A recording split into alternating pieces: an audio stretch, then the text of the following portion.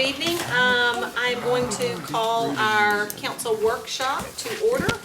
And before we move into our items for discussion, I'm going to ask Steve Sullivan to do our prayer, and Mike Moss, will you do our pledge?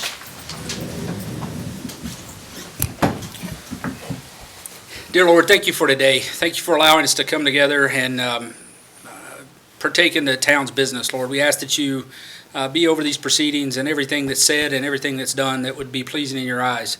Lord, we ask that you continue to be with those in our community that have suffered loss, with the Waldron family, the Von Dolans, and the loss of their grandmother and mother, Lord, and the others that may have passed in the last few weeks, Lord. It seems like this time of year is particularly difficult for that. Lord, we continue to offer up everything we do in your name. In Jesus' name we pray. Amen. Allegiance to the flag of the United States of America and to the republic for which it stands, one nation under God, indivisible, with liberty and justice for all. Thank you, Steve and Mike. We will move into our items for discussion. Our first item is consideration of a resolution relative to a plan of services for property located on tax map 32, part of parcel 19.01. Kevin? Yes, Mayor and Council, this is the plan of services for the annexation, which is the next item on your agenda. This does put in writing all of the services that the town would be providing upon the effective date of annexation. And this area is all services. This does lie within the town's water service area. The Planning Commission did review this and did recommend approval unanimously. Questions for Kevin on this? Seeing none, we'll put that on the agenda and move on to item 2, which is consideration of an ordinance relative to the annexation R3 zoning of property located on tax map 32, part of parcel 19.01, containing approximately 12/100ths of an acre. It's requested by J.M. Burns, LLC, on behalf of John Mitchell Burns. The property is located at 3791 Rock Springs Road, and this is a second reading. Kevin?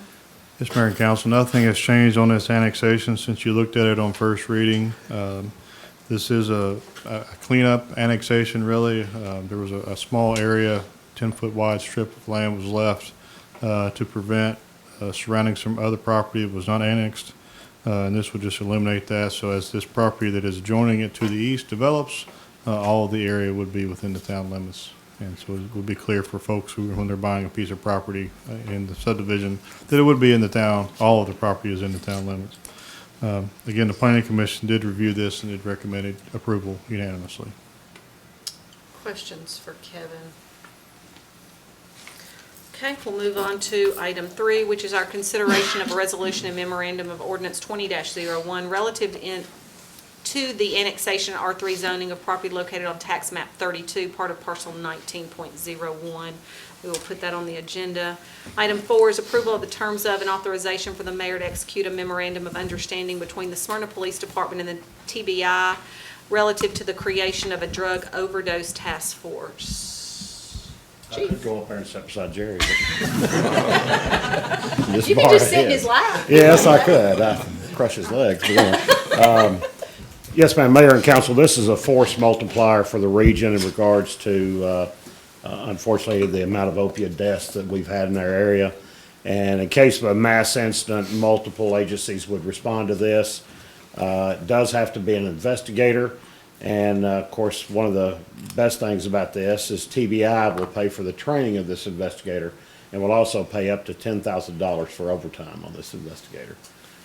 So far, Laverne Police Department has signed, Rutherford County Sheriff's Office has signed, and Murfreesboro Police Department has signed. We were the last ones. So. Questions for Chief on this? I had a couple. Will there just be one officer assigned, or will you have? There'll be just one detective assigned from this agency. My understanding, I think Murfreesboro is going to have 2 officers assigned, Rutherford County 1, Laverne 1, and then us 1. Okay. Do you have will there be a backup or just the one? Just the one. Okay. And will they go out if it's a mass situation? Well, by a mass situation, what they're talking about is we have them almost, not daily, but we have them quite often, unfortunately, right now. But if there suddenly becomes a trend of where we're having 3 or 4 in a row, then usually there's a link to whoever's supplying that drug. And so that's when this task force will be activated. Okay. And I'm kind of putting you on the spot here, it doesn't necessarily deal specifically with this. How much are our officers having to use the Narcan right now? I did a presentation to Rotary in December, and I was able to show them that in 2018, and I don't remember the exact number, but we'll say it was close to 50 that we'd use the Narcan. In 2019, it was around 150. I mean, quite often they were having to use the Narcan. And a lot of it is because our officers are there before the ambulance can get there. Are we seeing anything across the country that communities are doing that's helping to improve? There's some things out west where it's more of a diversion type program, where officers, instead of arresting the individual, they make an offer to them to take them straight to a rehab type facility. But you're gonna have to get a rehab type facility here that's gonna agree to do this, because again, it's involving money.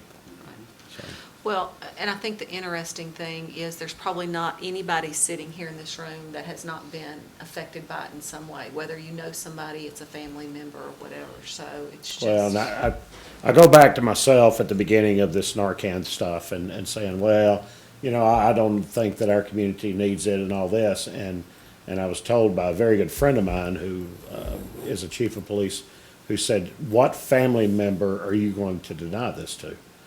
And that just really convinced me right then. I said, okay, we're getting on board. Right. Now, here's the big thing. Right now, every bit of this Narcan we get comes from nonprofits. It's not paid by any kind of tax dollars. So all of that medicine coming into the police department for us to use is being paid by nonprofits. Do you see that continuing? I know, was it Cannon County that the grant It came was from? Cheatham County. Cheatham County. And now it's a different one, and I Okay. can't for the life of me remember it. Okay. But right now, I don't see it stopping. I mean, and thank goodness. Now, here's the bad part, is our opioid overdoses are maintaining, but our meth is starting to increase. So it's making a comeback. So, and why that is, I don't know. But a lot of our meth now is not coming out of the labs that was being made in the Tennessee, Missouri area, that kind of stuff. It's coming from Mexico. Yeah, It's the fentanyl is lumped in with the opiate. The heroin, yes. and I think there was a report that I saw about that. They were talking about more cartel activity in Tennessee being heroin and crystal meth. Yes. And the reason being, they felt like there'd been such a focus on opioids that it was becoming more harder to obtain and maybe even more costly. And so now we're substituting that, you know, the heroin and crystal yes. meth, yeah. And this, you know, you went through the phase, or the state of Tennessee went through the phase of the prescription abuse. Mm-hmm. And then people realized, well, instead of paying $60 for this pill, I can pay $5 for heroin. Mm-hmm. And so that's how it diverted, or in my opinion, diverted to that kind of use. Other questions for Chief? Then we'll put this on the agenda. We'll move on to item 5, which is approval of the terms of and authorization for the mayor to execute the special event application to the U.S. Army Corps of Engineers relative to the Boat Day Water Fest at the Jefferson Springs Recreation Area. Thank you, Mayor and Council. This summer, June 20th, we're going to be hosting our 13th annual Smyrna Boat Day at Jefferson Springs Recreational Park. This is an application we have to submit to Army Corps to be able to use that facility and have boat days out there. Questions for Tom on this? Everybody loves boat days. No. I think Brian wants to be the first one in the canoe. I can make that happen for you, man. Right. Oh, you can? Can Brett, Who's the higher bidder on this one? can Brett be there to video? Absolutely. Great, great. Oh, You do a great job. I have faith in you. Take your water wings. And your swim trunks. I'm wearing shorts and a polo. Questions for Tom on this? Great, thanks, Tom.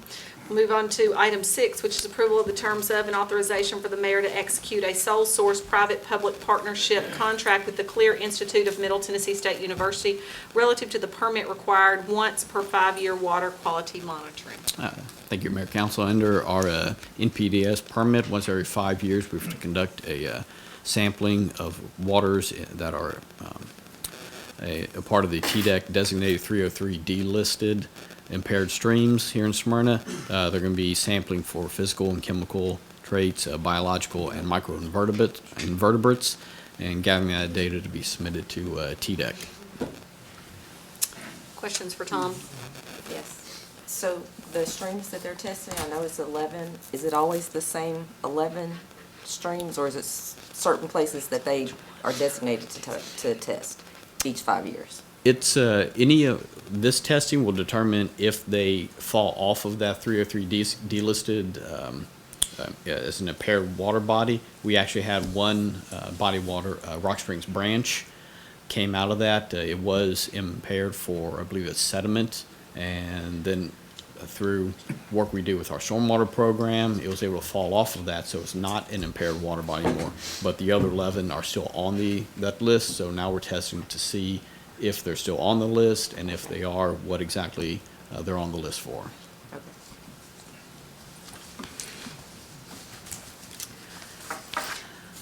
I like the fact that we're partnering with MTSU to do this. I know we've done that for quite a few years, Yes. I think. So it's nice to see us being able to work with those students. Item 7, approval of the terms of and authorization for the mayor to execute an addendum with Jones Brothers Incorporated relative to the hauling of excess fill material from Enon Springs Road West Extension Project to help with the construction of the firing range at the airport for the police department. Thank you, Mayor Council. As an extension of the Enon Springs West Extension Project, there's several thousand cubic yards of fill material that's left over on their site. They're looking to get rid of it. So extending that contract with Jones Brothers, who's doing the road project, they're going to be hauling the additional waste material, the additional fill material off-site and bringing it to the airport where we're constructing the firing range. This is just to get into an agreement with them to be able to use a dozer on-site to push this material into place. But otherwise, we get the material for free, and all the hauling of the materials free as well on it. What's our timeline for the firing range? Well, they're out there working on it now, and they're looking probably about another week and a half to finish putting roughly 12 to 15,000 cubic yards out there to build it up.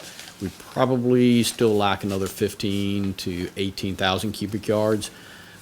Once they're complete, we're going to be there's going to be some additional funding from either Jones Brothers again or possibly Rollins Excavation to move some other material that's on the airport property over to the firing range.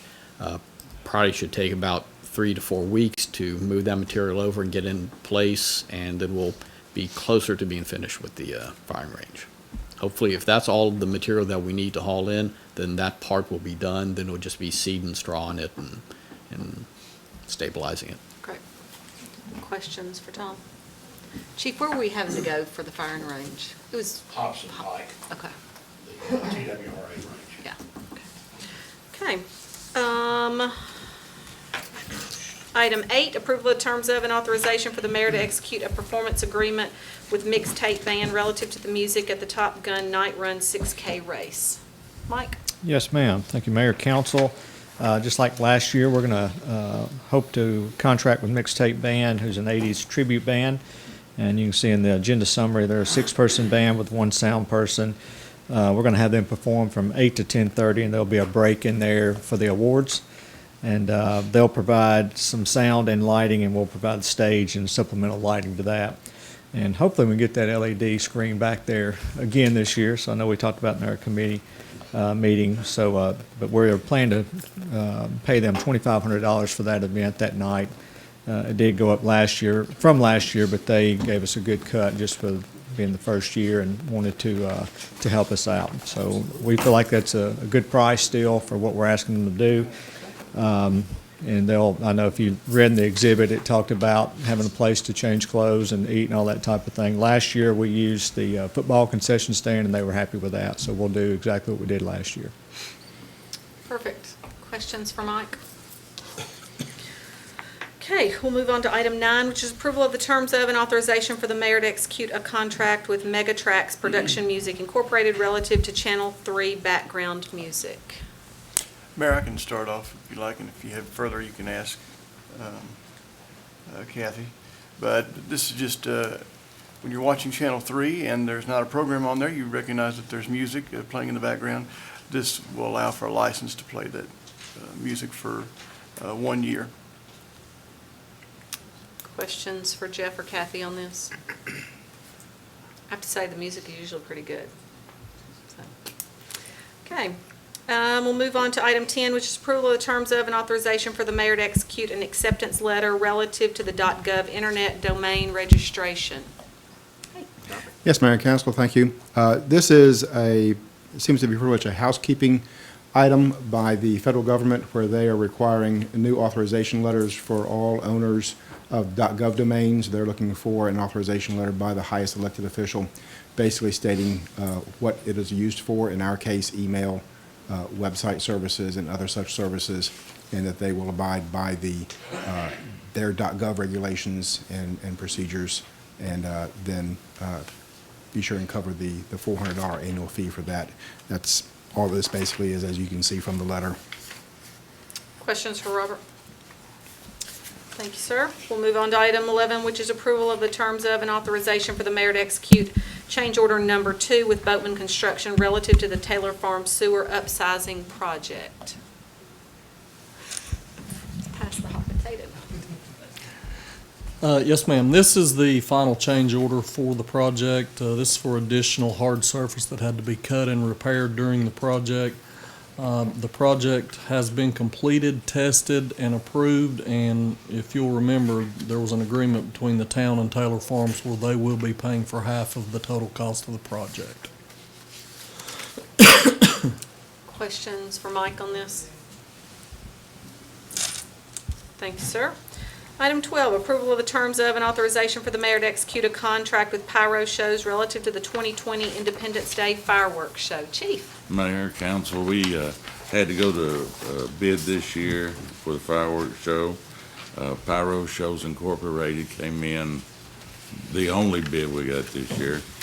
And we'd like to ask the council to give the mayor permission to sign the contract, please. Questions for Chief? I have to say, I think this is some of the best money we spend for the amount of people that come out for that show. It is, if you're a citizen and have not been out, I highly recommend that you come out. It is a fun night and definitely family-oriented. Highly anticipated, I would agree. And now with the clearing of the other area over there, we've opened up a whole new area so people can enjoy the fireworks, and so I think it's money well spent. Questions for Chief on this? Okay, we'll move on to item 13, which is approval of the terms of and authorization for the mayor to execute an amended contract with Itron United Systems relative to gas meter reading modules installation and maintenance. Yes, ma'am. So, brief history. We signed the agreement with Itron, and the product that we chose to go with them initially was the Riva product, which the reason we decided to go with that, because when we transition to water, the modules that go on the meters, they will work on either digital or analog meters, and we have both. Things weren't going real well with ordering the stuff. There was delays, so we decided to change back to their Choice Connect, which is their kind of their bread and butter system. And what they've agreed to do is install the network at no charge, which saves the town approximately $391,620, and they cut their annual service fees by $1,772. Within that agreement, they have also agreed that when we do move to the water portion of the project, that they will replace the heads of the meters in the old analog meters and put the Choice Connect module on there for the same cost as what we had originally with the Riva system, so we're not losing anything there either. Questions for Mike? I had a couple of things. Sure. So on, I saw where they were, in the contract, it talked about they're doing training to show the employees. Yes. Is there training for all of the employees?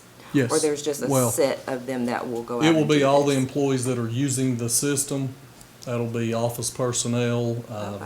admin, Okay. field personnel. It'll be all the training on the people who are actually using the system. Okay. Do they have to drive by or how? So currently, what we have is the drive-by system. And we're 90-some-odd%, 98, 99% complete with the drive-by. So this is the next step forward. So what we'll be able to do, for lack of a better term, is push a button and pull the readings on demand. So there will be, Somebody over here will push a button and it'll tell them how much Tim's gonna have to pay. yes. Is that what the radios and the tablets are for? Well, the tablets, you have to program the modules that are on the meters, okay? So if we install a new meter with a module on it, they'll take the tablet there that has the software in it, and you'll be able to program those modules to communicate with the system. I understand. Okay. I had one more thing. Okay. Because I didn't understand in the notes where there was a question about splicing versus encoding. And it was cheaper if you did the encoding over the splicing. Okay, that relates back again to when you're looking at water, think digital and analog. That relates back to them changing the heads. If they change the heads and put this module on, there won't be any splicing, which there can Gotcha. be issues with splicing. Okay. I understand. Any other questions? Okay, we'll move on to item 14, which is approval of the terms of and authorization for the mayor to execute a letter of agreement with Larry Tolbert, Esquire, relative to the acquisition services for the Stormwater Master Plan. Jeff, are you doing that one? Yes, Mayor and Council.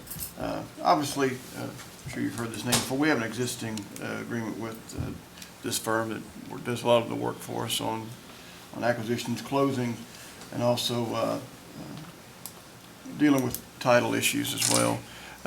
In this stormwater project, just to give you an example, we have just discovered even one of the properties had 8 different liens with 8 different folks having an interest in it, so we have to make sure that we give notice to all 8 different folks before we move forward with that. They've done a good job for us, and know our the mechanisms that we use, and our staff as well. So we feel good about staying with Larry Tolbert's office, and would ask that you allow us to enter into a letter of agreement with him. Questions for Jeff? Okay, we'll move on to item 15, which is consideration of an ordinance relative to the amendment of the Town of Smyrna Municipal Code, Title II, Boards and Commissions, etc., Chapter 8, Mandatory Attendance, Sections 8-101, Scope, and 8-102, Attendance. This is a first reading. Jeff? Yes, Mayor and Council, it's been an issue, I guess, for at least 11 years that I've been in the town attorney's office. From time to time, the different bylaws would state that those, if they miss more than 3 meetings in a calendar year, they may be removed, those types of things. Well, because of the seriousness and the repercussions that could happen for our citizens and applicants of the boards that are quasi-judicial in nature, obviously that being like the Board of Zoning Appeals, the Planning Commission, any board that could basically could take either granting a license, a permit, or punitive action, those types of things. It's important that we have a quorum each time, because sometimes it may be 30 days before it rolls again, and if someone's wanting a beer permit, 30 days could set them back after they've already rented a building or those types of things. So in order to spell that out clearly, and also to make it mandatory and more uniform for these boards, this amendment, Section 102, would require mandatory attendance after the third or upon the fourth absence, the person would be automatically, just serves as automatically per the ordinance. They would roll off of the board and the council would be available to appoint a new person to that board. Obviously, it's not meant to be just punitive. Some people have different things going on in their lives and maybe even their schedule changes. But we found that it's been difficult sometimes for folks to either let it go or they feel like they're letting the council down if they tell them they got to step down. So this is a way to keep it a little bit more uniform and also allow us to conduct the business that we need to conduct. Are there any of the bylaws for any of the boards that'll need to be changed? Do any of them, or is there anything specific that any of them say? I can't remember. Well, the ordinance will control regardless, and for the most part, most of the boards with bylaws are those that are not quasi-judicial. Okay. So they will still be able to address their issues as needed, and the council member that's related to that board can ask the council if they want to appoint someone, but it will not be mandatory on those. Okay. And this is a 12-month period, not a calendar 12-month, is that correct? Correct, a 12-month period. So much like what you do with FMLA, it's not January to December, rolls around. So if you've got more than 3 and upon 4 in a 12-month period. So once you miss your first time, the clock kind of starts. That's right. Are you all okay with it being specific just to those boards and not including all boards? Those are the boards that are governing a lot of things that drive permits and licensing and so forth. They're probably the most important of the boards that we need to address it. I guess you could wonder how involved somebody is, for example, if they're not attending, I don't know, let's say the Historic Planning or Arts Commission or one of the boards that don't govern that. Kind of like the idea of making sure people are held accountable to be part of the board, but Sure. I understand where council's coming from too. Well, I think one of those issues that contemplated in that, not all of those boards, but some of those boards, unlike these that I've listed, meet more than once a month. And sometimes, as things are happening, may even meet 3 or 4 times in a month. So if someone's on vacation, they could use up all of their 3 absences at one time. So that's why I kind of wanted it to be more permissive where this was mandatory, because these are only meeting once a month. I would ask that council members that sit on these boards, at some point during the meetings, if you can have a discussion about how important it is, whether it's these boards or any of the other boards, how important attendance is. And I understand sometimes things change, life, jobs or whatever changes, but it is so important if they sign up to be on a board and they are chosen to be on a board that they are able to be there and to participate. Just so you all know, on the board applications, we have put down the days and the times that the boards meet so that they are aware of that. Brian and I just did a little spot trying to get people to apply for boards because we always do our board appointments in March. But it is sometimes uncomfortable when there are the boards that we're talking about here that we don't have a quorum, and trying to find out are board members wanting to stay or not. And I think this takes it out of our hands, and it just that they'll be taken off and someone else will be put in their spot. So, questions or comments? Okay, we will move on. Item 16, approval of the terms of and authorization for the mayor to execute a development agreement with Suncrest Real Estate and Land relative to the road impact fee offsets for the Gwynn Farms development. Kevin? Yes, Mayor and Council. The town's impact fee ordinance allows for offsets when a developer makes improvements or donates land for a fire station or whatever the case may be. Allows for those offsets to those fees to be paid so that they don't have to pay twice. They don't pay the fee and make the improvement. And so typically, though, those are handled, most of the time the builder and the developer are the same. And so the offsets get granted and they just don't pay the fees in the first place. However, in this particular situation, the developer does not build houses, so the developer won't be actually paying any impact fees. And so our ordinance does allow for the town to enter into an agreement with the developer that they would make those improvements at an agreed upon cost. And then as the builders pay the fees, that we refund them back to the developer up until, again, to that not to exceed number. The legal department is working on the actual text of the agreement.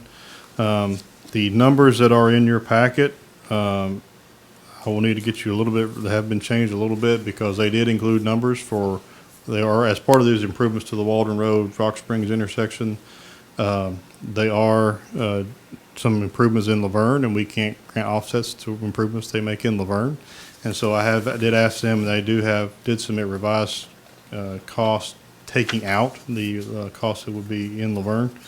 And so that number has gone down some, a little over $300,000 reduction. So I will get those two for your packet.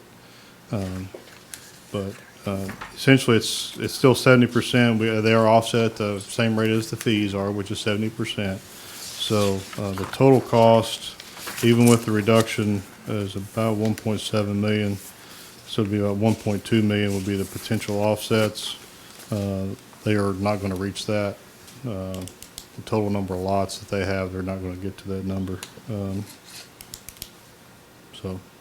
But that is the proposal that they have requested to work out with us. So the 300 is coming off the 1.5. Yes.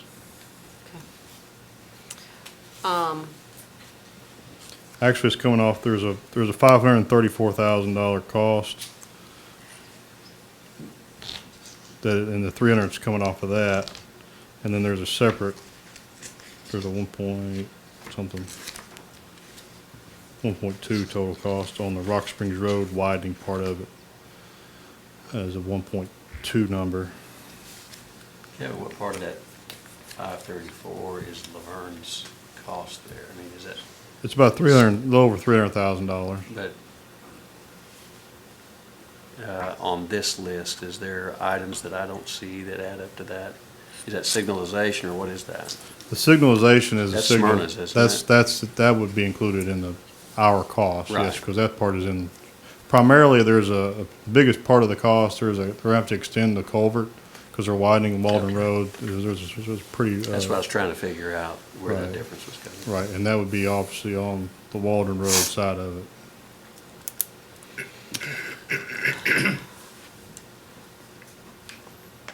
Are you all comfortable with this since it's not something that we normally do? Well, in a way, it is something we normally do. It's just the caveat here is that it's going back to the developer Developer as versus the opposed to builder. builder. So, It's- yes. It's pretty rare that we've done it this way. We have done Right. it before. Smyrna Commons was one off the top of my head. I know we did. Suncrest,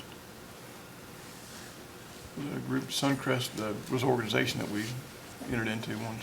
It may be, yeah, I think you're right. Any problems or issues that came about that you weren't expecting with that? No. Okay. Okay. It is obviously some paperwork. We have to track it and keep up with it, but, I mean, it was not a big issue, no. Okay. Okay, questions for Kevin? Kevin, as an aside to this, what do we do to revisit our percentages on our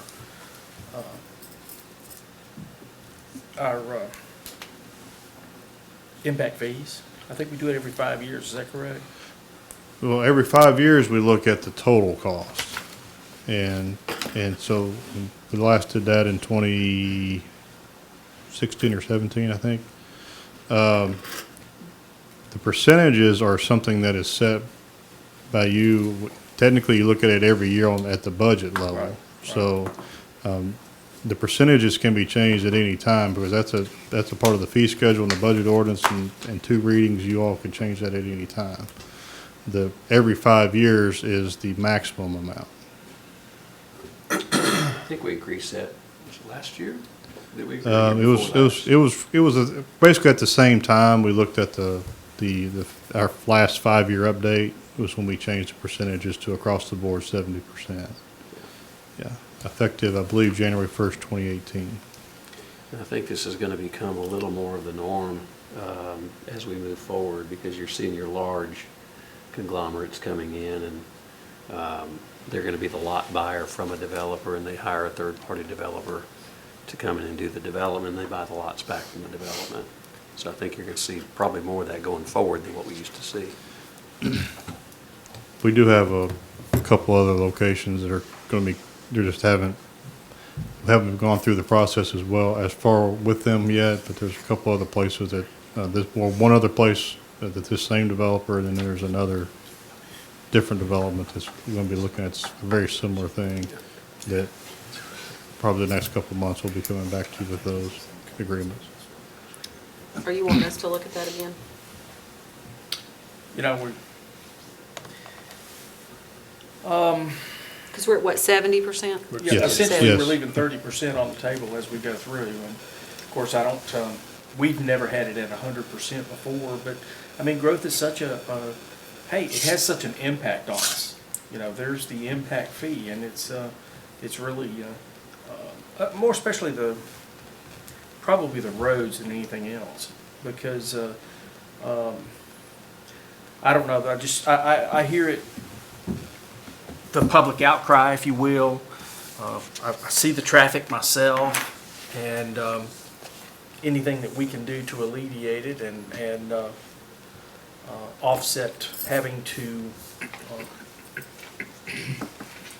put off tax increases as long as we can. Let's put it that way, put off tax increases as long as we can. I mean, we all know that growth doesn't pay for itself. And when we originally did this, that's one of the things I always referred this to is a property tax abatement fee, and letting the growth, well, like I say, it's still not paying for itself, but let it offset that cost a little bit. I just think that it's something that we should take into consideration. I think it's worth looking at again, whether we do anything different or not. What if we did that at the retreat? Yeah, we Yeah. do Would budget you year. be opposed to? No, and we looking at some do, I mean, things even retreat? last year, as we were building the budget, we talked about impact fees and what the overall budget requirement was and those kind of things based on our revenue stream. So, no, it's not something we're opposed to looking at, so.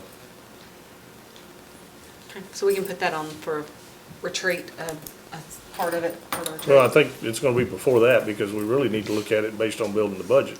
So, it's a revenue stream, so we're building the overall budget. We're looking at how do we fund the budget, and if we're finding a shortfall, that this may be an avenue for us to consider.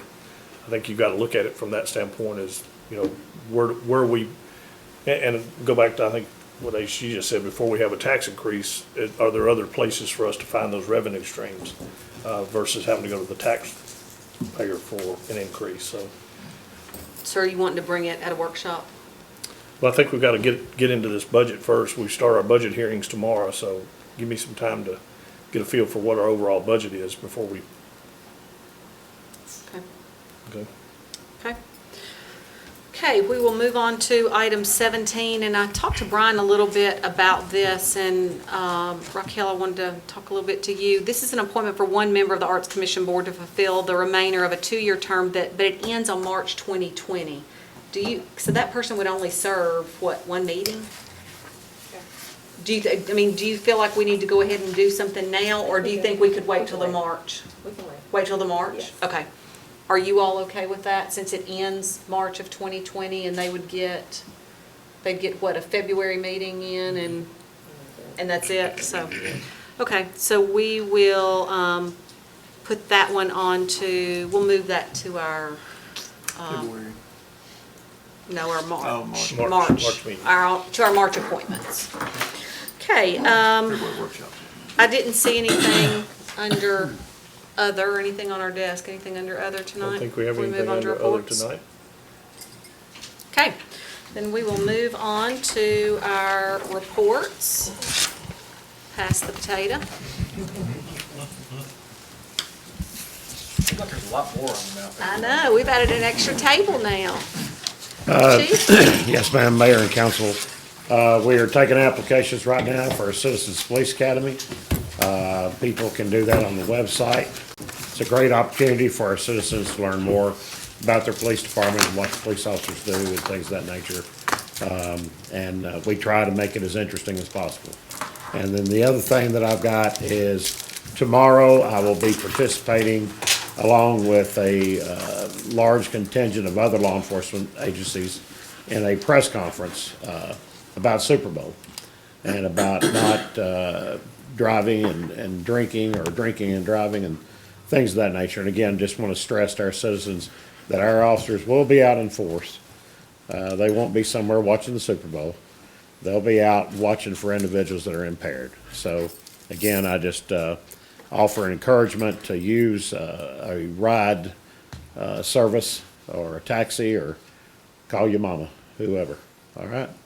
There's That's all too I've many got. options out there now. There's way too many options. You can get it all from your phone.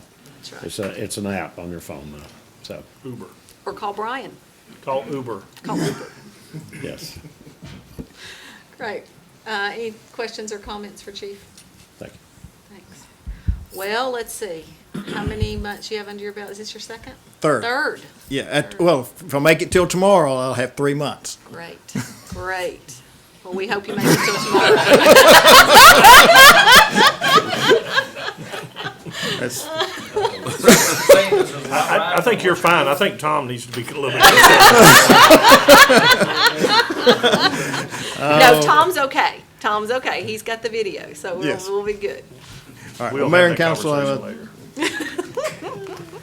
as you may have noticed, it has rained a lot in the last month. So starting off with our Eden Springs West Extension project, that has really slowed the project down. We can't get our base stone in because we just can't get dry material, and we have to have that go in dry.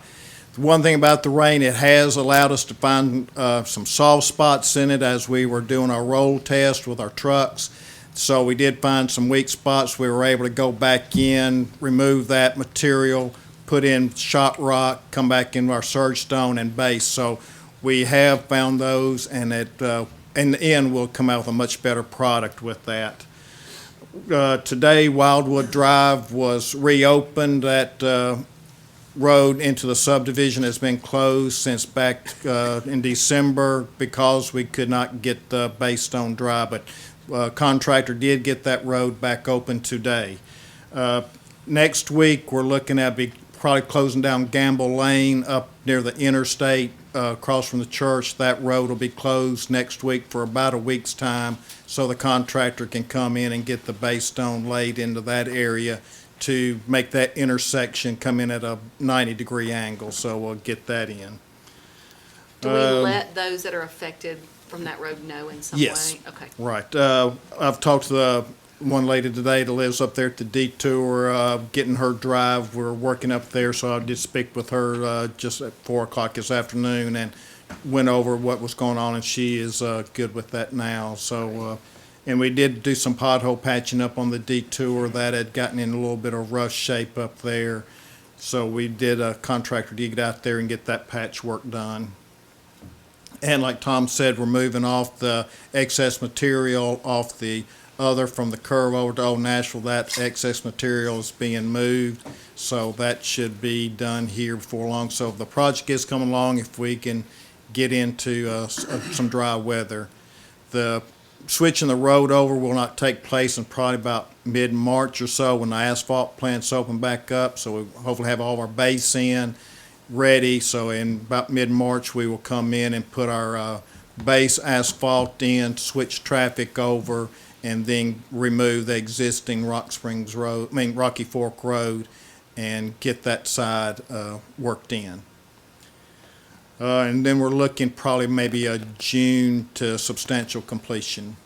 And we have ordered the signal poles. Those are ordered. They're ordered. Good job. Don't hold me till the. Glad to see that the pavement isn't there before we ordered, so. They are on order, and they'll be staking it out this week, so we'll be It'll still checking. be June before they get here, but they're ordered, right? It may be after June. Yeah, before that timeline seems to keep growing. Yeah. But on that note, out at Weekly Lane and Swan, you notice that those poles have come in. The new signal heads have been installed. The old ones were taken down yesterday. So right now, we're just by February the 7th, the contractor will have all that signal system redone. They're hooking it into the new controller box, so it'll be going to an 8-phase signal, so we won't have the delays on the side if there's no one coming on Swan. So that intersection is coming to completion here fairly soon. We can get that in. Downtown here on the Washington Street at 6, that's Railroad, the right-of-way plans are nearing completion in the next couple of weeks. I have been working with Mike with the new park going in to make sure that there's not any conflicts in construction between his project going in and our bringing the sidewalk. So we are coordinating our two designers together to make sure that that does seamlessly, that we don't have any overlap. In the Sam Ridley project, we had a scheduling meeting today with the contractor, the CEI, and utilities. That one's on schedule for March. All of our valve, we did have one valve unit that we had to wait on the Buy America. That has come through, and hopefully that valve will be ready. But they should be starting on one side, putting the water in, and on the other side, they'll be putting the stormwater in. So about March, you'll start seeing dirt turn out there on that project. How quickly will traffic be affected? It'll probably be a year or so before we actually start getting into the lane stuff, getting the utilities and all that done, and then start coming up on the outside with the lanes, and then we'll have to switch out before we get into the median to start taking out the unsignalized crossovers. So it may be in the 9 months or to a year before traffic will really be affected. Everything should be off on the side. And we have talked to them about keeping the site clean, that is an entrance to the town, and we do want to keep it looking good out there, Darren, and not a lot of stockpile material on site. Any other? Questions? Thanks. All right, thank you. Robert? Thank you, Mayor and Council. It's good to be back. I've been in the control booth for a little while, but it's good to be back out here. Information Services has been working on, of course, the daily things that for the departments, but also some larger projects, the utility AMI, Tyler Courts project, and the I-24 corridor project. Just finished up a meeting with that today. Also working on getting some system warranty repairs taken care of, and hopefully that'll be taken care of very shortly. But would also like to make mention to the citizens and anyone else that might be listening out there of some of the safety issues that we're seeing in the cyber internet world, most recently with the crash and death of Kobe Bryant. There's been a lot of activity of people trying to capitalize on that, trying to get people to click on various items regarding that incident and then infect your system with malware. So very, very simply, be careful. Unless it's something you're specifically going to investigate, it might be best just to steer clear and watch out for things that just pop up randomly. Questions for Robert? Thanks. Todd? Thank you, Mayor and Council. We're on target for our April date for our software migration for the court system. We're excited about that. And our probation department is got a pretty hefty load. They're doing a great job maintaining the client list. And myself and Ms. Lawson have been working on several voluminous open records requests that require a lot of redaction. And that's pretty much our activities for the last couple of weeks. Well, you've been in your position about 30 days. How are things going? Love it. Good answer, right? Trained well. Good. Would you say that it's voluminous also? I mean, Yeah, that's kind of superfluous, but it's very voluminous. It's my word for the day. It's quasi a lot of records. You and Jeff have the same calendar? Yes. Yes, sir, we do. He doesn't have any judiciary responsibilities, though, so. It's all algebraic, really. That's right. I shared my Have you Reader's dealt with Digest. any festoons? Finials, but no festoons. Well, you've only been in 30 days. 30 days. There you go. He's not omnipotent yet. Loser. Other questions for Todd? Great. Tom?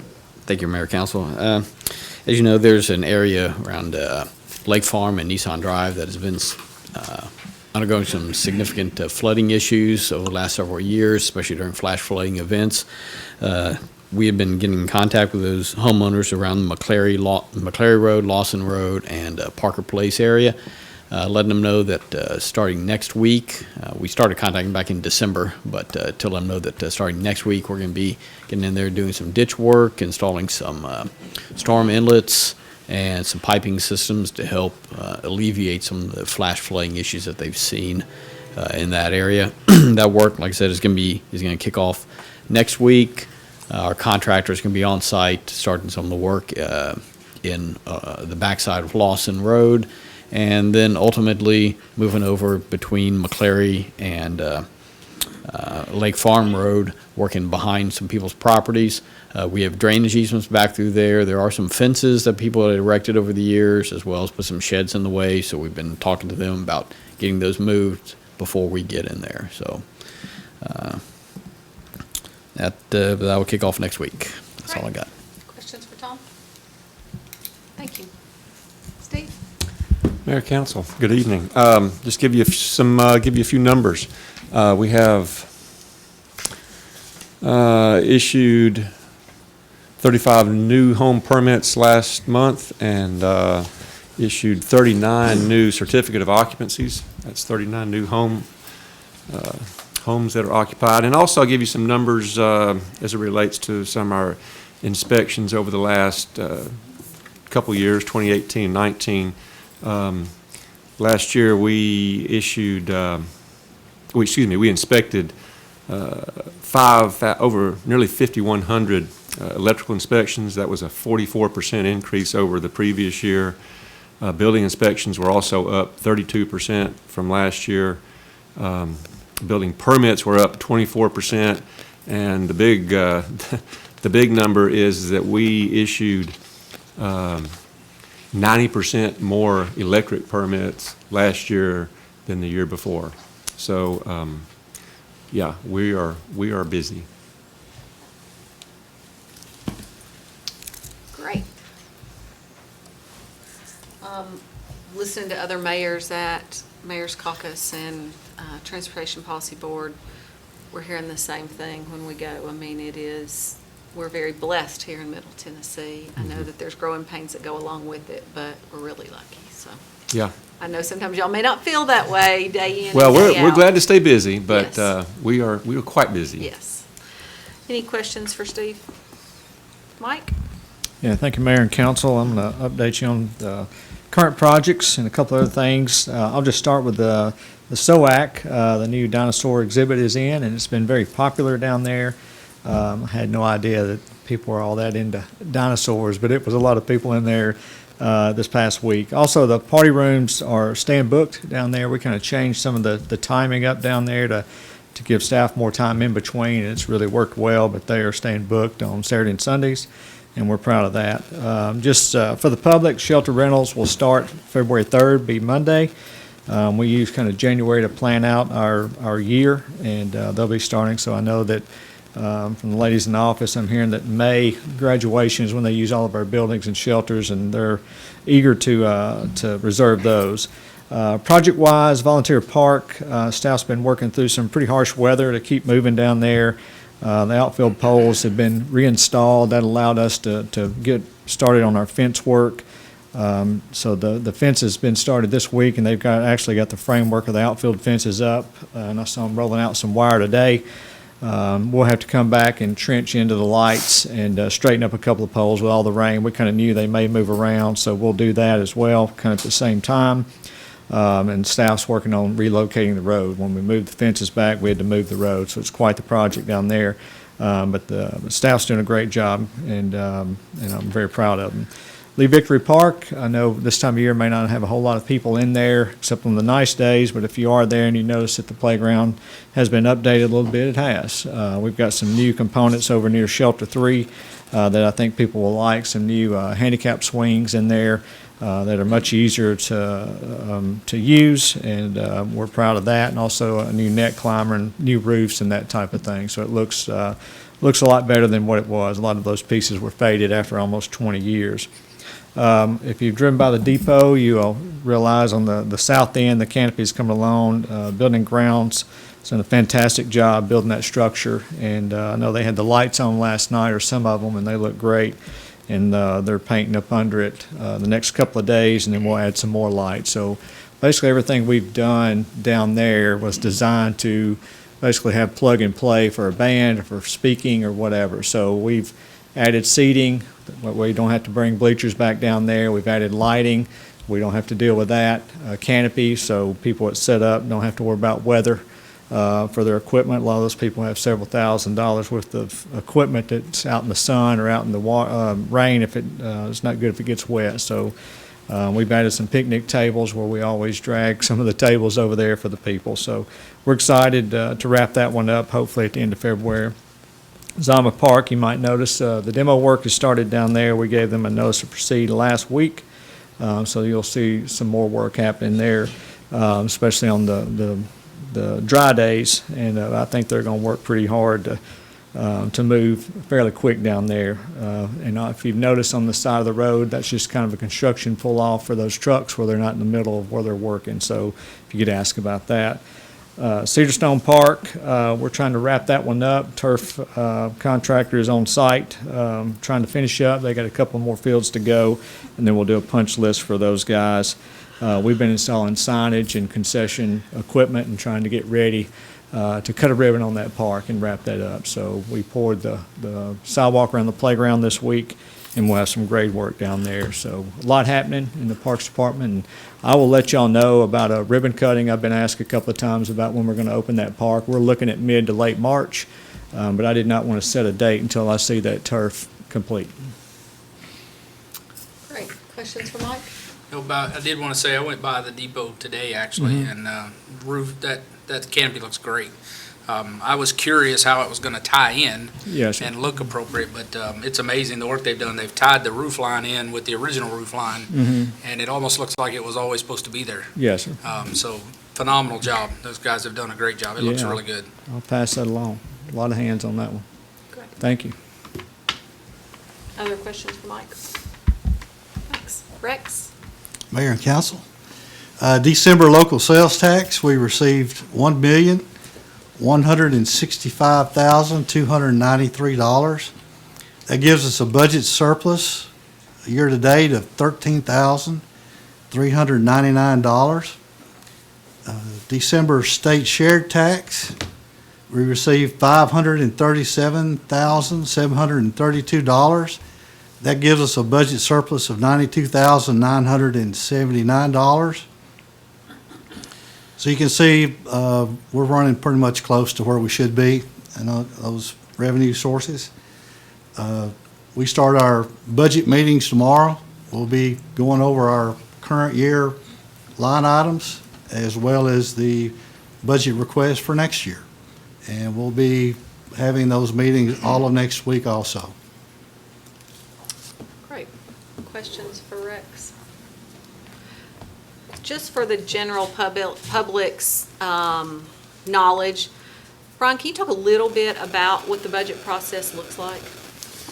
Yeah, Mayor and Council, basically what happens is we work with each department head. They submit their request and their wants and their wishes, and we then have what, as Rex just explained, our budget hearings. We will sit down and go line item by line item with each department, go through their budget, and sometimes we can trim a little out of some of those budgets.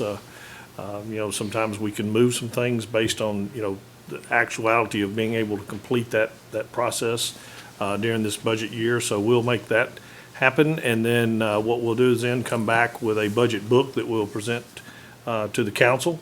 And then let's see, what is it, April? April. We will then sit down with the council and have a budget retreat with the staff and the council, and we'll go again pretty much through the budget and ask for your considerations. And just as we were talking a few minutes ago about things like impact fees, we look at not only the desires of the departments as far as what they want, we also look at our revenue streams, and we balance those through that budget process.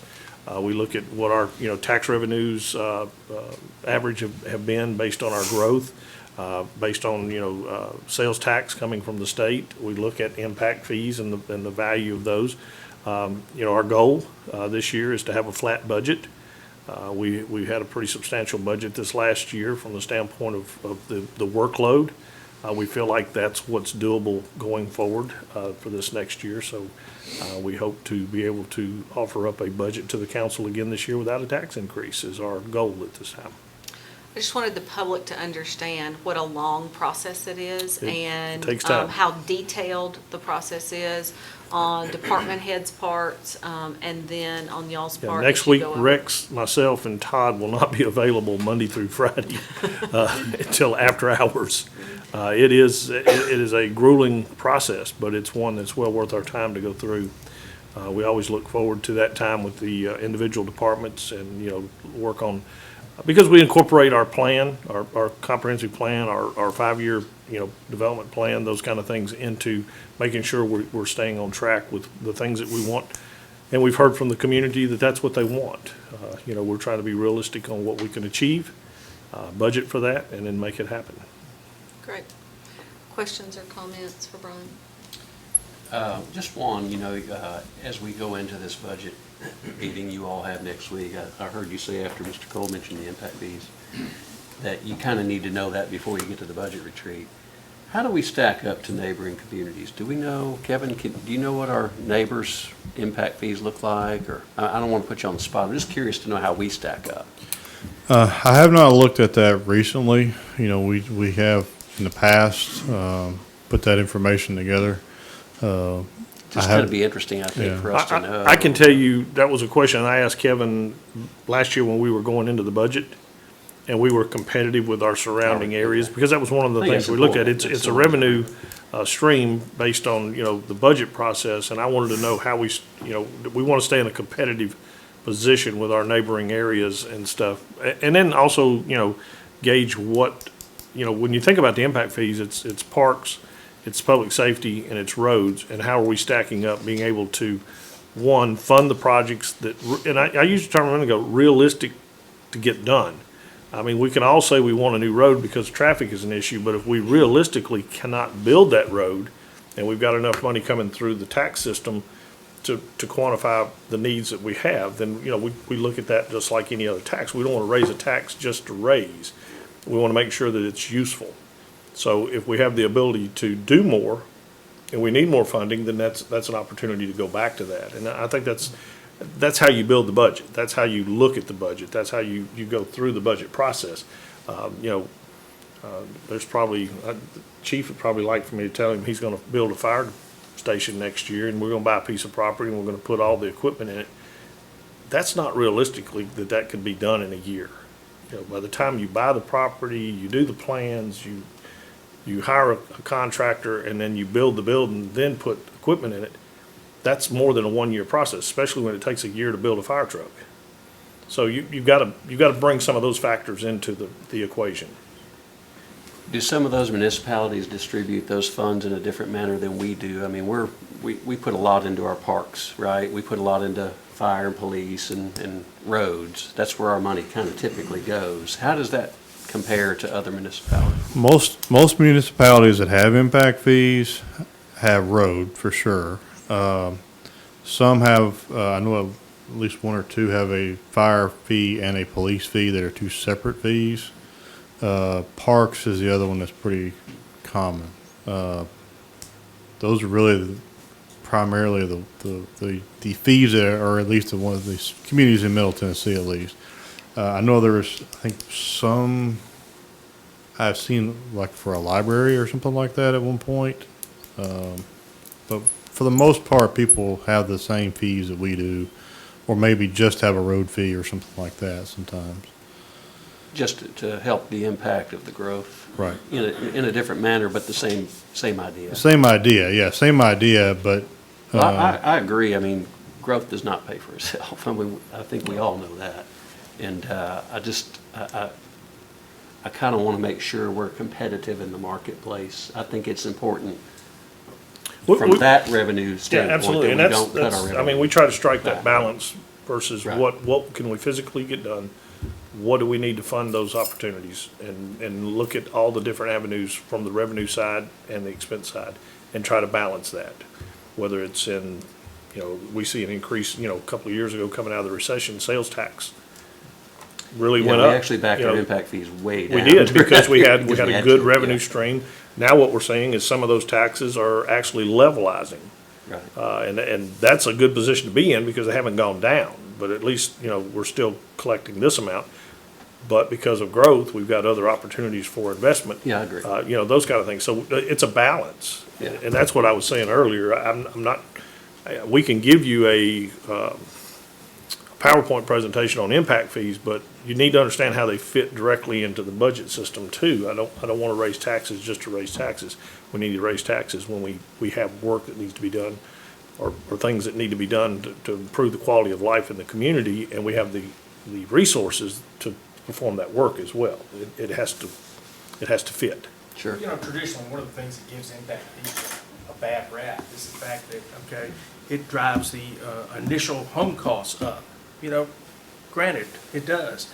But then the payoff is in paying long-term higher property taxes. And of course, that's one of the reasons that I go back and call it a property tax abatement fee. And there's very few towns that actually have impact fees. I mean, there's other development taxes and such as that are around. But, I think that our impact fees have been a very lucrative thing for us and have given us a whole lot of different amenities within the town without having to drive the property taxes up. It's in a lot of ways, it really, it's a quality of life tax. Absolutely. It's another tool in the toolbox, but you can only use so many tools at a time. And that's what I'm saying to you. My philosophy on budget building is, let's see what we can physically do. Let's see what we need, what we need to do, what can we physically do, and then how do we develop the revenue stream to do that in a fair assessment back to the taxpayer. Yeah, it's a question because you said you probably would It's a like to know balance. that sooner than not, and that's why I Yeah. brought it up. It was just kind of feedback. Yeah. So we got to get through the next week to really kind of see where the budget falls out. I've asked for a Right. flat budget from the staff. They didn't hear me completely with that, but I think we also got some room to do They some never do. whittling.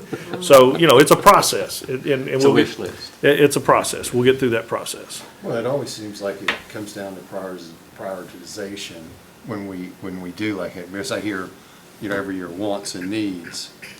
And I think as long as we maintain that focus of what are our priorities and what's most important as we build the community forward, we're on the right track. Sure. That's what we hope the product we present you will be an example of. You asked the budget question, there you Yeah. go. Well, I just wanted the citizens to know it is, it's a tough process and one that we take seriously, so. Rex, anything else? No, ma'am. How's your first 30 days been? I'm looking forward to getting a full night's sleep here pretty soon. And that would be when? It don't happen. New budget goes in July 1, is that what you Oh, maybe we can speed that up a little bit, hopefully. Any other questions for Rex? Thanks, Rex. Kathy, how are things for you? Let's see, how long's it been for you? 3 months. 3 months. 3 months, absolutely. So it's been fantastic. And I will say, Mayor, Council, thank you to you all for continuing to embrace the position, but also everyone at this table. Robert, you're sitting here, though, because Brett Beauregard is in the booth. So we've completed this department, hired him. He's hit the ground running, has videoed in lots of your departments. I think has averaged about 2 videos a week since he's been here in the past 5 to 6 weeks. In addition to, assuming the role in the booth and website updates and everything that's involved in operating Channel 3. So very glad to have him here, and I'm grateful things I think are getting back to normal for a lot of staff here in terms of the change. Really, again, thanking folks at this table, because when I look at the work that we've done, both chiefs, it's been videoing about Citizens Police Academy, it's been life safety inspections, it's been executing a media strategy for the comprehensive plan update and getting 50 people to show up to a meeting in the pouring down rain. It's showing up at Zama Park with Mike to develop a media strategy for that right now, and up to the ribbon cutting. It's playing with dinosaurs and videoing and promoting that, but it's also on the weekend when a water main breaks or something happens. Unfortunately, there's fire, there's something with law enforcement, taking those calls and telling that story as well, and you all communicate incredibly well. For me as a communicator, the ultimate is to have a national story, and we did the day before I left for vacation. So when you work with People Magazine and you get an officer who had a really unique event happen to him out there on a national level, it's pretty remarkable. So Chief, I thank you for that. And, you know, the first person I called was Brian. We talked to Chief. I saw the story on social media and knew when I saw it that it had all the makings of being a national story, and it was before the day was over. So appreciate you all's involvement in that. I have officially assumed the role of PIO with the police department, actually. So Bobby Gibson and I will be connected at the hip, but it's been great to be able to have that support from you, Chief, your personnel, and let Bobby do what he needs to be doing, focus on SWAT and some other things. So I appreciate that. We streamlined some things there, even as simple as the, Todd will appreciate this when I say BOLO, that I'm learning terminology. We've streamlined that. It's not only on our social media, but I'm doing a formal press release. And I did the math on that yesterday, and in average about one a day, working with the detectives, and increase the visibility from that about 84%. Just streamlining the process, which hopefully translates into, you know, we capture the person that committed crime a lot quicker, and we bring resolution to a family that's been impacted. So that's been great. And then I think for me, we're doing well communicating externally. And what I love about working for the town of Smyrna is the family environment. But I think what I've realized, Mayor, you said, how's it been? In the past 3 months, my biggest aha moment has been have the great privilege of myself seeing what is going on in every department by nature of my job. I want to extend that privilege to all 500 personnel that work for us. And so we're trying to do a better job of that, developing a really intentional strategy, and we're starting just very simply with some of the videos that we're doing. We're emailing them out to everybody on the system, and you would not believe some of the feedback that we get from that. We actually had personnel come back and say, can I apply for a board? We did the video with you all and had somebody come back and say, I'm interested. Absolutely. You know, please apply, please share this opportunity with people. So it's been, I think that probably for me is our most greatest area of opportunity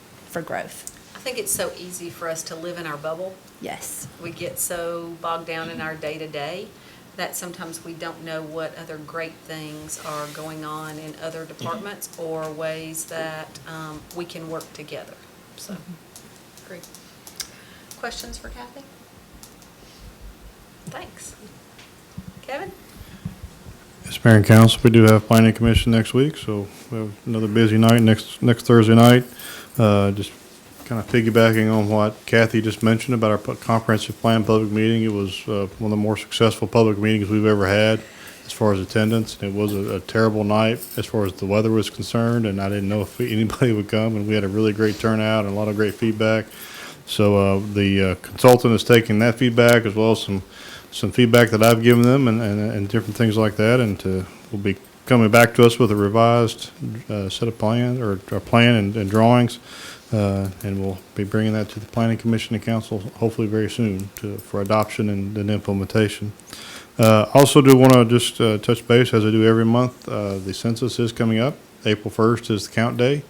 I want to encourage everyone, if you go online, you can go online this year. Beginning this is the first time they've had it online. You can also, of course, call or fill out the paperwork that you get.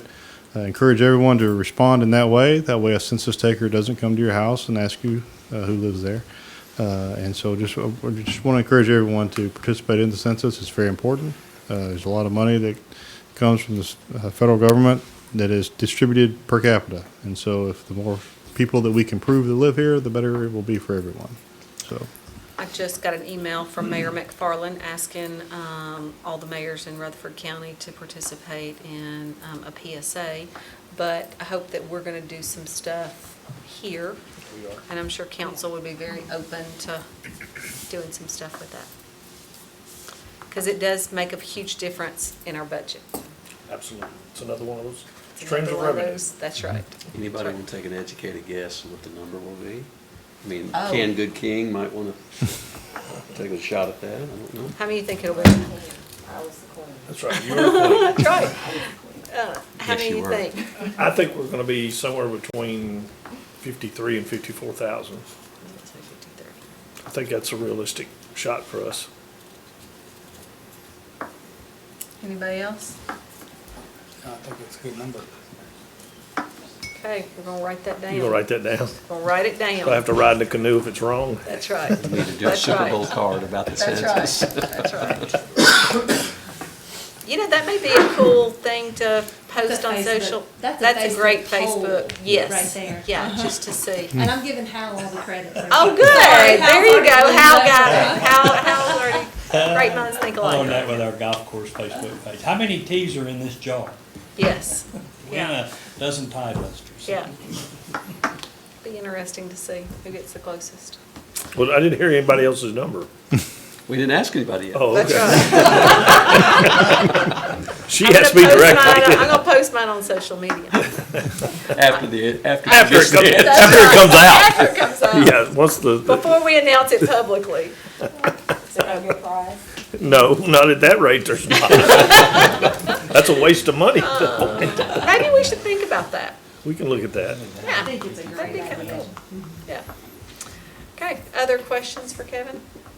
Kevin, regarding the comprehensive plan meeting, which I agree, like you, I was very excited to see all the people that came out.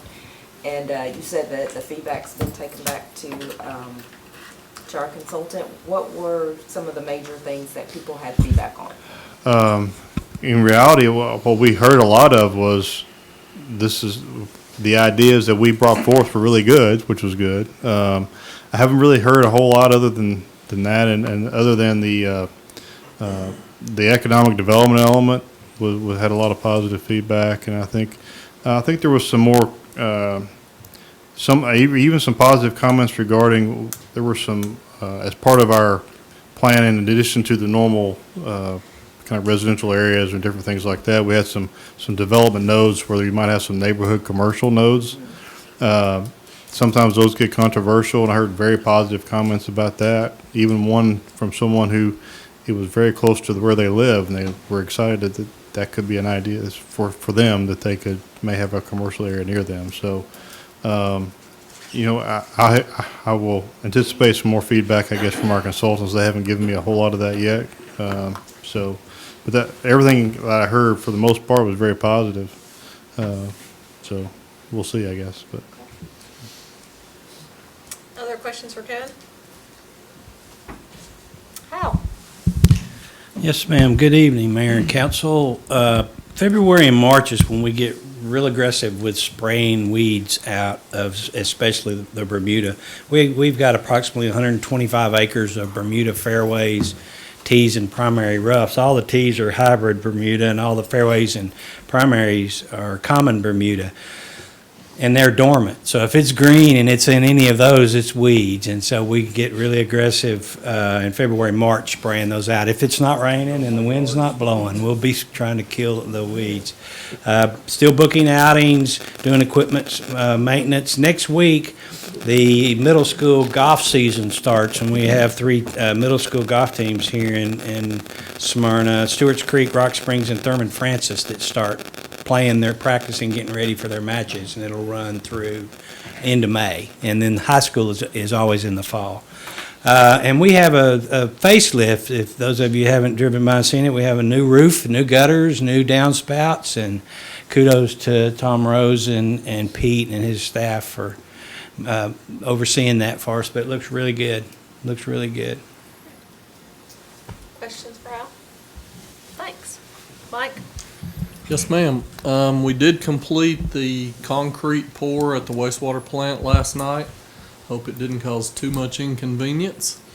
There were about 56 concrete trucks coming in and out of there between 1 a.m. and 7 a.m.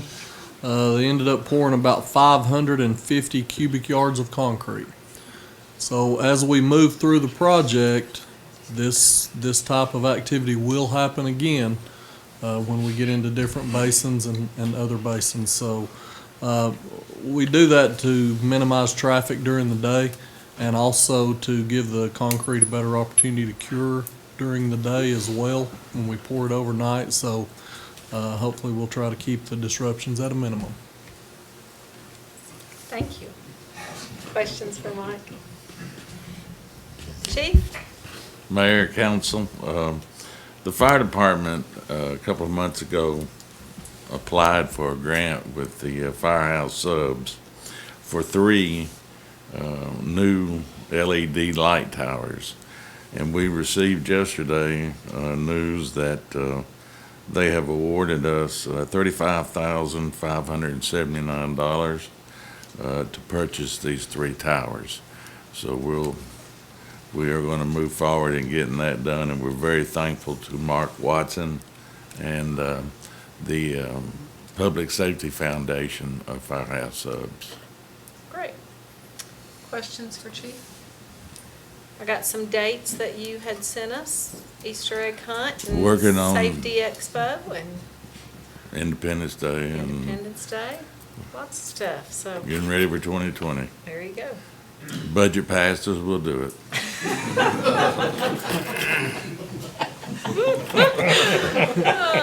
He's already starting, isn't he? No offense to any other department, but there's more fun in doing the chief's budget. I heard he didn't. I heard he didn't like it humor in it all. He absolutely saw no humor in it. I thought it was great. No, we've got utilities first. He's the end now. If he goes first, there won't be no money left for the rest of it. Chief goes last now, so I can tell him how much we've got left.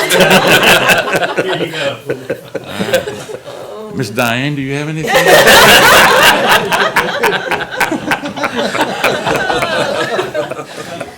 Other questions for Chief? Thanks, Chief. Ms. Diane? We've issued 42 new business licenses this month. And I just want to say thank you to my town of Smyrna family and friends for all the love and concern and thoughts and prayers during the loss of my mother, especially our police and fire department. Unless you're in that car behind that hearse and witness the respect that they show, you just don't know how I feel.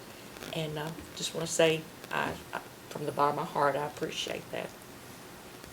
Well, we can't tell you how sorry we are, and any small amount of comfort that we were able to give you during that time meant a lot to us, and we hope it did to you as well. did. And I would agree, every time, there's always posts on on Facebook about our officers and the respect that they show, and to me, that's one of the things that makes Smyrna such a great place to live, because I know there's a lot of communities that's gone away from that. Yes. I know it takes away from time and all that, but it sure does mean a lot. They take it a step further, though. You know, there's a lot of, I was, December 31st, my neighbor passed away, and I was a pallbearer in that funeral. So I'm, like Diane, got to witness it, you know, in the procession there. And without fail, every police officer was out of their car, standing at a respectful, sometimes at attention, as the hearse went by.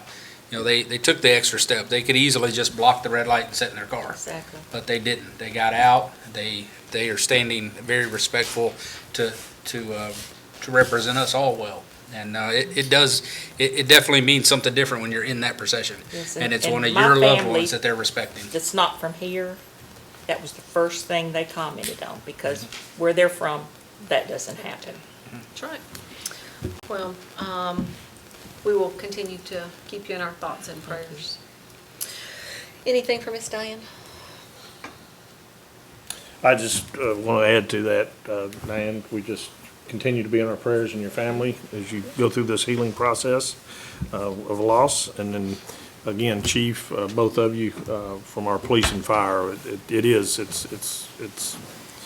overwhelming to see some of the posts and stuff and what it means to the families. And I've lived in a couple of communities that have completely, stopped having the escorts for the funeral processions and stuff. And it does mean a lot to the families in a time of loss. So thank you guys both for what you do. I do have a couple of things. One of the things that's on the board right now is our Gov deals. We do have a surplus auction going on right now through February the 4th. There's various items. I think there's been a couple of vehicles moved out down here on the corner that are in that. There's some other items of the more personal nature, from rings and coins and those type things that are available. You can go to the govdeals.com and pull up Smyrna, or you can go to the website of the town, which is www.townofsmyrna.org, and you can find a link over to Gov Deals. So if you haven't had a chance, go out and take a look. You might find a good Valentine's gift. might find a Valentine's gift. Somebody, I think, Gucci bought a belt. Gucci belt last year. That's right. That's right. Great minds think along the same way. I'm going to Great minds or cheap minds? I'm going to go shopping for my wife's Valentine's gift tonight. I don't think that belt went very cheaply, I get up. actually. The other thing I wanted to point out is Lifetime Service and Volunteer of the Year Banquet is Friday, February the 21st. It'll be located at Smyrna Event Center. Dinner starts at 6:30 p.m. and then the awards begin at 7. To purchase a ticket, you can stop by the Smyrna Parks office, or they'll be available at the door that night for $10. So come out and enjoy it. That's a great event. Last year was the first time I had a chance to participate in that event, and it's just fun to come out, see all the different leagues and athletes that participate all year long. And then, of course, we recognize the Lifetime Services and the Volunteer of the Year, so that is a lot of fun. Kathy mentioned a water line break on a Saturday in some of her PIO work. I just happened to be able to be out at a water main break. And thank you to one of our citizens that pointed it out to us. It was during a heavy rainfall. Wasn't sure if we had a blocked storm drain or something, putting excess water in the yards.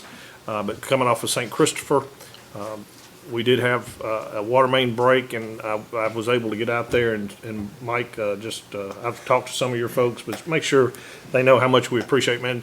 They were out there in a pouring, driving rain, working a 8-inch water line break with 100 pounds of pressure on it, and unless you're an engineer, I guess you don't understand how much water that is. It literally looked like a river coming off that hill. And unfortunately, the break was caused by probably some less than acceptable installation by a contractor 20 years ago that we're just now realizing, where that water line was on a rock. So they not only had to fix the leak, they had to repair the site, and they were out there with a backhoe with a jackhammer on it in about 4 foot of water, beating away on a rock in the pouring down rain. So, these guys, they work in all kinds of conditions. It was cold that day, it was cool, and water coming down pretty rapidly. So thank you for what they do. Steve talked about our electrical inspections. I had a chance to go out the other morning to Stonecrest Hospital at 5 a.m. with our electrical inspector to do a final walkthrough on a final inspection on the new ICU units. I wanted to see the units, and I told Dennis I'd meet him out there. And it's just incredible, again, to see our folks at 5 a.m. He's out doing, because that's what works for the customer. Steve didn't make him do that. I don't know that Steve even asked him to do that. That's what the customer asked for, and he made it happen. It gave me great pleasure and pride to walk through that building and see the new facility, but also walk through with some of the Stonecrest folks. And they pointed out that Dennis Blair, our electrical inspector, and Gary Reinhardt, our building inspector, that they've been working with on that project. Great kudos for both of those gentlemen for the work that they were doing, and the work relationship they had with Stonecrest as they went through that project. So I just want to give a shout out there. About a week and a half ago, Todd and Rex and I had the great opportunity to attend a Rutherford County students, the 5th graders, participating in the Great Amazing Shake. Todd was disappointed when he found out that was not milkshakes that we were going to taste, but we were there to see these students. This is the top 10. You see it on the board there, and I'm going to do my best to pronounce these. Soleil Mosley Powell from Smyrna, Owen Young from Smyrna Primary, Natalie Drummond from Eagleville, Drake Rahanoski from Eagleville, Michaela Rudolph from Salem Elementary, Taj Matthews from Rocky Fork Elementary, Jamia Jackson from Rocky Fork Elementary, Elizabeth Johnson from Roy Waldron Elementary, Trinity, I can't even read my own writing, Trinity I need to look at the board. I need to look at the board, don't I? I'm trying to read my own writing. Hey, what was that fourth one now? Just don't worry about it. Trinity Mormon from Thurman Francis and Reese Shelby from Thurman Francis. This whole competition, these are fifth graders, and they go through a process beginning at their school. There was probably close to 600 or 700 students that went through this process where they learned soft skills, shaking hands, making eye contact, being able to interact with people. Most of these children were working around some adults that they're not familiar with. Some of us have had the opportunity to be there and witness that. It's a lot of fun, but as they come through this process, this came down to the final 10. The day before the dinner, they had the final 18 at the TCAT, and they ran a gauntlet where they literally went in 90-second intervals from one spot to the next. And Kathy and I actually was able to judge some of that. I had a sit-down, like a Tonight Show interview. But when they got done with me, they immediately went over to Rhonda Allen with no time to prep.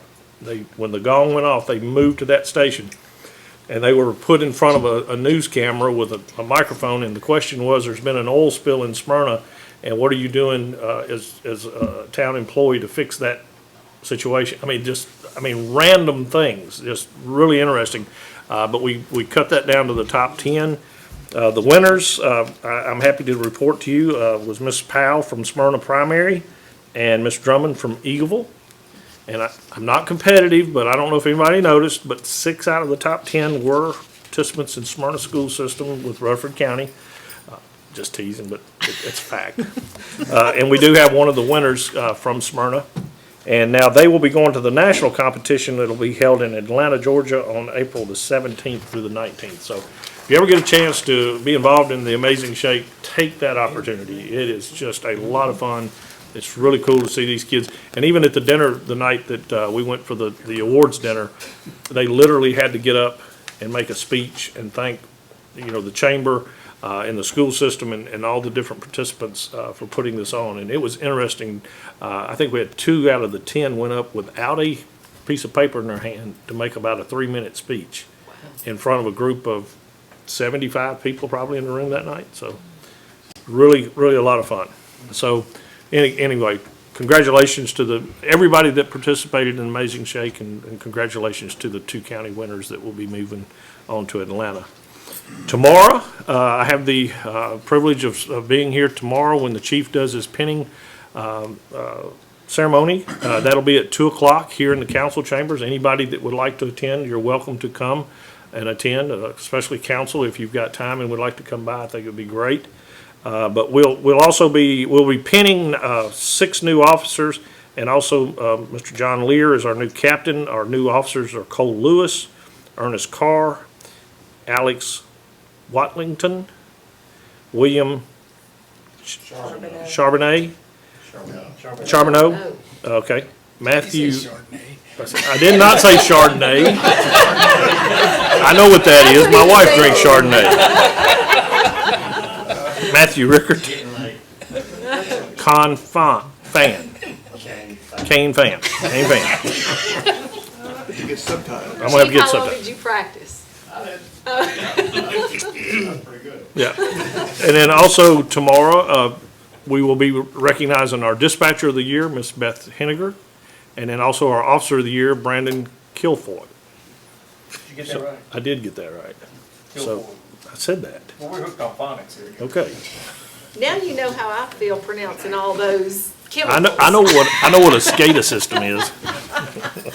I'd like to But challenge again, all the tomorrow at 2 directors. o'clock, congratulations to our 2 winners. Also, congratulations to our new officers. After the pinning ceremony, these officers will officially become Smyrna police officers, be assigned to their own car, and begin to patrol the streets and work for the Smyrna Police Department. So we have 6 new officers will be hitting the streets tomorrow. And again, congratulations to Captain John Lear, who will be taking the place of Todd as he's moved up as our new Assistant Town Manager. And with that, that's all I have, Mayor. Thank you. I think all the directors should take their time to put together a list of names that you have to read, because it was very entertaining. I'll do the best I can. After the budget hearing? Well, you can make them easy before, and then the next month make them hard. Smith and Jones. Yeah. Hercules, you could just, they're all Hercules. That's right. Jeff? I'll keep mine quick, but I just want to thank Tom Rose and Mike Strange. We have some significant projects going on, and I feel like even within the last couple of months that we've kind of increased our collaborative process, mainly due to Amber Hobbs and Melissa Scott, but I feel like we're just working together even better than we have before, so that everybody, each department knows where we are in the process, and I think that keeps things less confusing. But I appreciate them coming to the table and being open to some of our suggestions. Other Any questions for Jeff? Raquel? First, I'd like to first give my condolences to Miss Diane and Miss Sandy.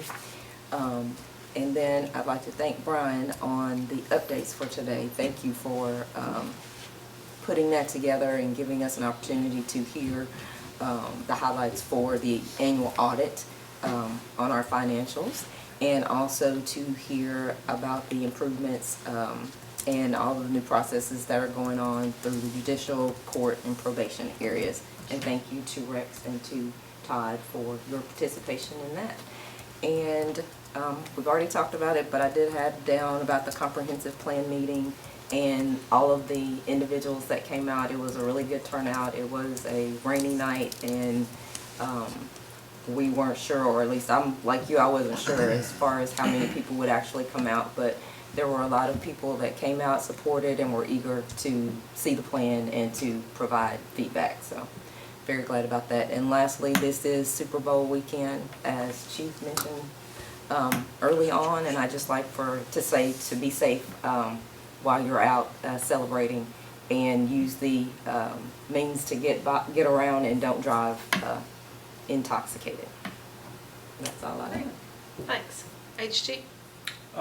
Just simply my condolences to Diane and her family. Miss Rose, I've known Miss Rose since I was a toddler, really, and she was always that genteel Southern lady, just as well. You wear it well too. That's all I've got. Me? You're up. All right, thanks.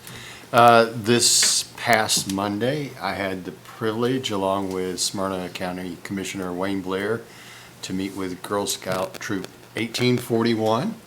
They were having a discussion on state, federal, and local government, and Commissioner Blair and I were able to share what we do respectively for the town of Smyrna and for Rutherford County. Diane, to you, I think the thing that struck me when I walked in the funeral home with just all the people there, and I thought, what a beautiful testament to your mother and her life and to your family. So you are continued in my prayers. Mark, I know your father is going to some difficult health situation right now.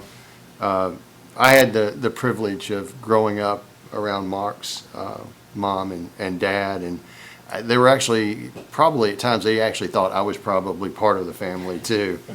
But And vice versa. Yeah.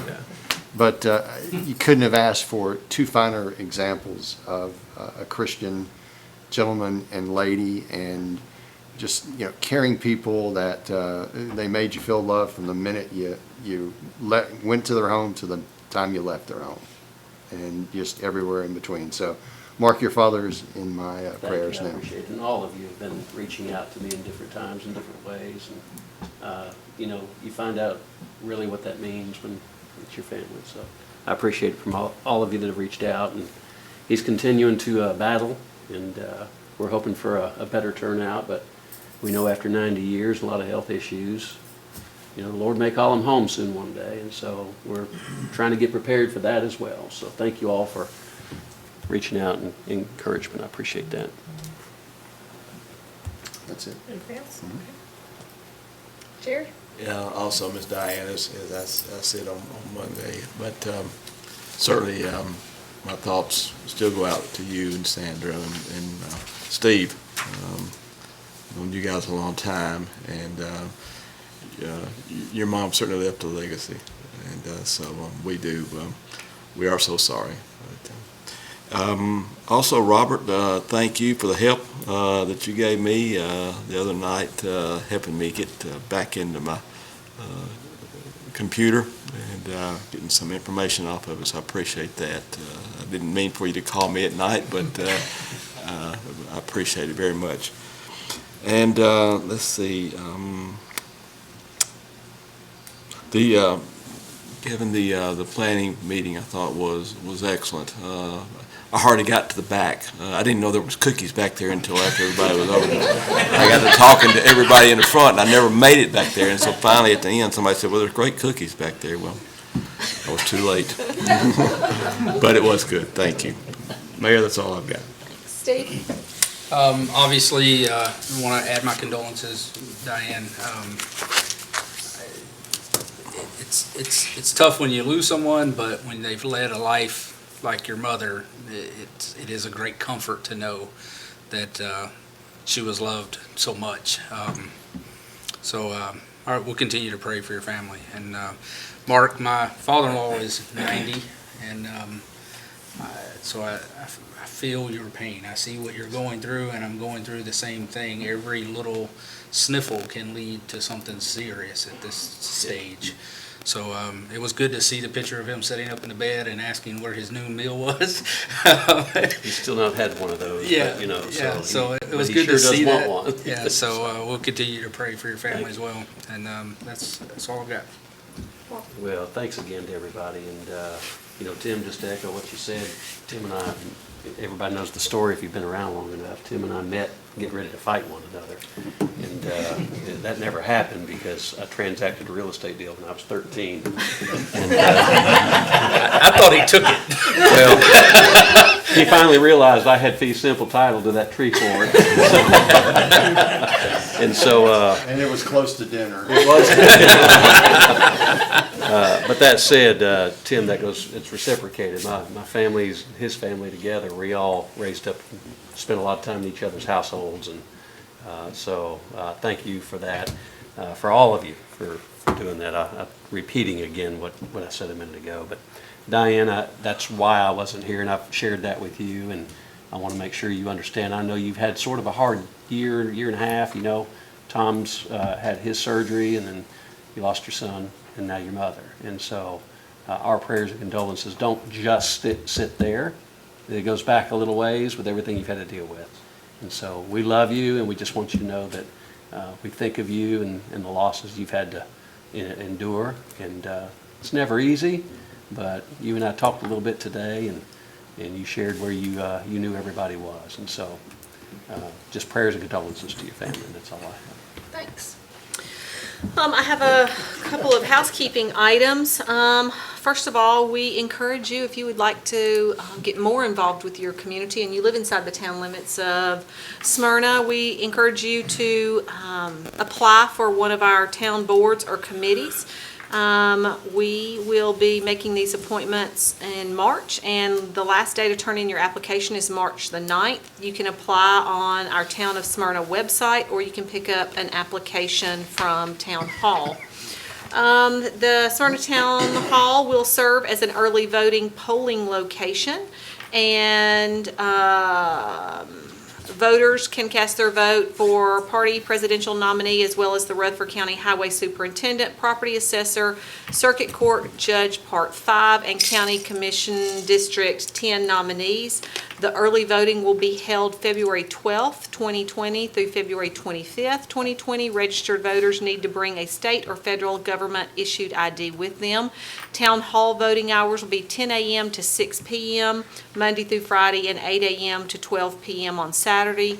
If you'd like to vote in this primary, you must be registered to vote no later than February the 3rd, 2020. Also know that there will be a second polling location at the church on Hazelwood. Brian, help me with the young gentleman, the young pastor came and spoke to us. I cannot remember the name of it. It's the one right there on Hazelwood. First Free Methodist? First Free Methodist. They're going to be doing a second polling location there. Don't forget about the 2020 Top Gun Night Run. The date for the run is scheduled for Friday, May the 29th at 8 p.m. Registration is now open at townofsmyrna.org/Top Gun Night Run.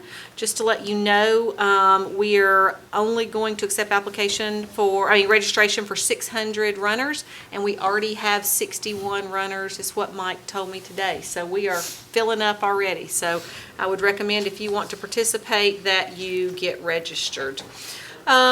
Couple of things. I've not seen you guys since the new year, so I hope everyone had a happy new year.